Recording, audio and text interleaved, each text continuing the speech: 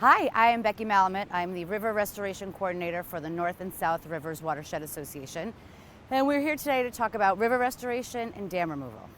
So we're working in partnership with the towns of Hanson, Hanover, and Pembroke to conduct what's called a feasibility study to understand the impacts of potentially removing 2 dams on the Indian Head River. One of the dams is behind me. This is Ludham's Ford Dam. On the other dam is upstream from here, the State Street Cross Street Dam. These are 2 of over 3,000 dams in Massachusetts. They were also 2 of about 2,800 dams in Massachusetts that no longer have a purpose. We only have about 50 or so that are used for flood control, another 50 or so that are used for hydropower, and another 100 or so that are used as reservoirs. So when you have these dams that are left over really with no purpose, what you're left with are the negative impacts that these dams have on the rivers. So when you build a dam on a river, you basically turn this free-flowing river into a series of ponds. And we've been doing this all over the world for so many years to support human infrastructure. And what we're finding now is that we have, as I said, these free-flowing rivers have become almost endangered species. And so the wildlife and the flora and fauna that rely and depend on these rivers should also be treated as such. So one of the first impacts that we see when we dam a river is that the fish are no longer able to pass up the river. So in the case of the Indian Head River, we have some anadromous fish, which are fish that need to go from the ocean, swim upstream to their spawning habitat. We've got river herring and we have Atlantic shad, we have eels, and we also have our native brook trout here as well. The other issue we see is that that dam traps sediment behind it and nutrients behind it. And what happens in a situation where you might have contaminated sediment, like we likely have in this case, it increases the concentrations of that contamination in the impoundment or that pond, and as a result, we're not able to eat any of the fish that are caught back there. It also covers that sediment, and those nutrients cover the riverbed, and that removes habitat that some fish and other species and plants would use. Finally, creating these series of ponds turns this cold, free-flowing river into these warm puddles. Or ponds. And the warm temperatures, the fish that live in this river, they need cold temperatures in order to live. And also, as you increase temperatures in the warmer months, and as our climate is changing and we're having warmer temperatures for longer periods of time, that increased water temperature decreases what's called dissolved oxygen, increases some algae, and can make it a very difficult place for plants and animals to live. The other thing to think of, and I was just read this in an article this week, we have 19th century laws with 20th century infrastructure and 21st century climate. And what you see here is a dam that was built back in 1906. This is concrete that was put on top of a dam, a less structured dam that was probably built 100 years or so before that. These dams were certainly not engineered to today's standards, and they definitely weren't engineered to today's climate. And the issue that we really see here is infrastructure, potential breach, catastrophic breach. We have already can see in places where the water comes around the dam up here, and we'll see at the State Street Dam, we see water that already goes through the dam. And these dams are owned by the town. So Ludham's Ford Dam is owned by the towns of Hanover and Pembroke. And any damages that would result from a breach of this dam would be, the towns are liable for that, would have to pay for any damages.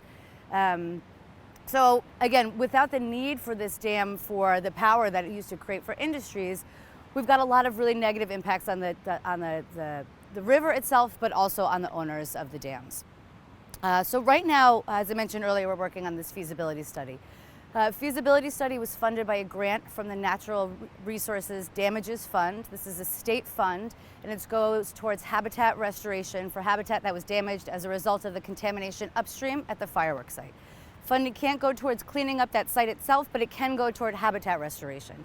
So this study is going to look at things like sediment sampling. Some sediment sampling has been done, but we need to do a lot more to really understand the quantity of sediment that's trapped behind these impoundments and the levels of contamination. From there, we can come up with what's called a sediment management plan to release that sediment and remove that sediment in as safe a way as possible. One other thing to remember with sediment is that if there is a breach of these dams, any sediment that's trapped behind there is going to flow to the ocean and through the river. So by doing it in a scientific and an engineered way, we can remove that sediment safely. We're also going to conduct what's called a hydrologic and hydraulic survey, which is going to help us understand how the water levels are going to change over time.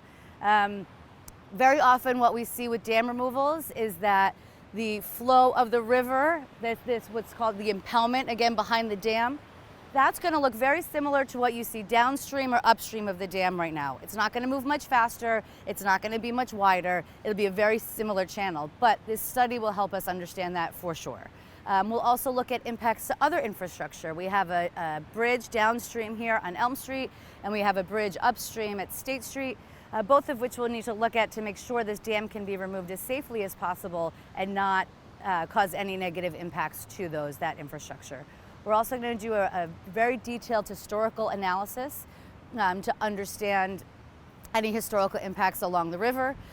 We've met with all of the conservation or historical commissions in all 3 towns, all of which have shared some really interesting perspectives in terms of the history of this area and the history really running through the river, and the potential for finding any new historical artifacts as we decrease the level of the water up here in the impoundment. At the end of this feasibility study, we'll have renderings, so really understand what it will look like, not just what the numbers look like and what the modeling says, but what this impoundment and what the impoundments will look like once the dam is removed. It will help us, we'll have cost estimates, and that should all be complete this September. And at that point, we're going to send it over to the towns to make the decisions about whether or not to remove the dams. Again, our goal really is to reconnect the habitat, to provide some mitigation for the towns in terms of dam safety, operations, and maintenance. There's been some conversation about just replacing the dams or fixing the dams. This dam, for example, in 2016, in its inspection report, was listed in poor condition. So if we don't remove the dams as part of this project, this dam will need to be repaired and the fish ladder will need to be restored. There really isn't a lot of funding for infrastructure repairs, so a lot of that is going to fall on the towns. And it only really fixes one issue. By fixing the fish ladder, you're only helping those fish that are going upstream to spawn. You're not helping any of the other vegetation, any of the other wildlife. You're not addressing the climate change impacts, and you're not addressing the liability to the towns for future operations, maintenance, and liability in terms of a breach. So now we're at the State Street Dam. Similar to the dam at Ludham's Ford, this dam was also built to provide power to industries that were along the river. You can see it's a much different looking dam. It's really a series of rocks and boulders that have been strewn across the river over a couple hundred years, but it did provide us that same purpose. I don't know if you can see from here, but there are a couple areas of breach already here in this dam. And our goal with dam removal is to really control that flow of water so that we don't have a catastrophic failure of the dam. So right now we're just downstream of the State Street Dam, and I just wanted to point out this is a really nice example of potentially what it will look like when the dam is removed, what the upstream of the dam will look like once it's removed. You've got this free-flowing river, you have lots of vegetation that's grown in, you've got lots of area for flood storage along the riverbanks, with lots of wildlife. You can't really see it now, I just saw a whole bunch of birds up there. So this can give you a sense of what potentially it might look like and what it looks like when a river naturally rewilds itself once those dams have been removed. The 2 dam removal projects are very different. This will be a larger scale. It could be months, it could be a year. Again, we won't know until we complete the study to really understand what's under there and how we recreate this slope to make sure that it is a safe river and that it creates its own channel. So I would say anywhere from 6 months to a year plus, but again, we'll know more in September. What are some of the concerns you're hearing from the abutters? So that's a great question. So we've met with the abutters, we've gone door to door in all 3 towns. So we have some abutters who are really excited about the potential for wildlife to come back, more wildlife to come back. A lot of people are really interested in birds and even things like muskrats we're hearing. And people are really excited for the fish to come back. When we've done these dam removals in other areas of the South Shore and all over Massachusetts, we're seeing fish come back in a matter of months. So people are really excited for the resurgence of the shad run and of the herring, as well as the native brook trout. We're also hearing concerns about sediment, which I mentioned before. All of the sediment that is up in Factory Pond at the fireworks site, we're not touching that dam as part of this project. That's a totally separate project that's being worked on by the people who have been deemed responsible for that issue. There will potentially be some overlap in timing, but that all those answers will come in the coming months.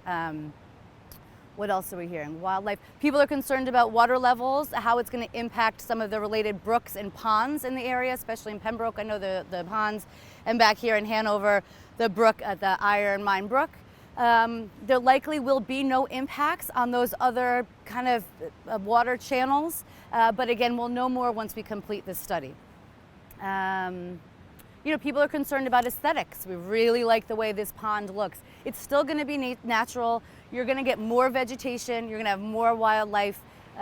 You potentially will have a similar sound as you have here. I know a lot of people identify with the sound of the falls. But these are all comments and concerns that have been brought to the consultants who are doing the work as we speak. One of the other things I wanted to mention was navigation. We've been getting a lot of questions about how dam removal will impact navigation, and the answer really is that every dam removal is different.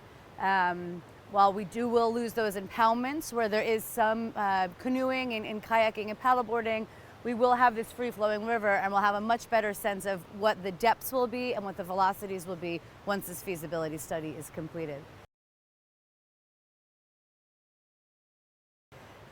One of the other things I wanted to mention was, if you want to get more information, get involved, I would encourage you to go to the North and South Rivers Watershed Association website, which is NSRWA.org.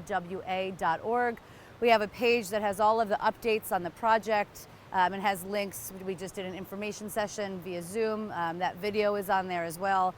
I'll be out doing a lot of community events this spring and summer, as well as coordinating some walks and some site visits to other areas where dams have been removed so that people can see how these rivers rewild themselves, what residents who abut those rivers think post-dam removal, and how those towns handled that process. Also encourage you to reach out to your select board members and let them know what you think and provide your support for the project. And then also stay tuned for another info session this fall once we get the results of the feasibility study and can answer all of these questions around sediment and flood control, not flood control, but water levels and navigability, all of that. We'll do a whole other round of outreach around that so we can better understand and have the best information that we need in order to ultimately make a decision about dam removal or not.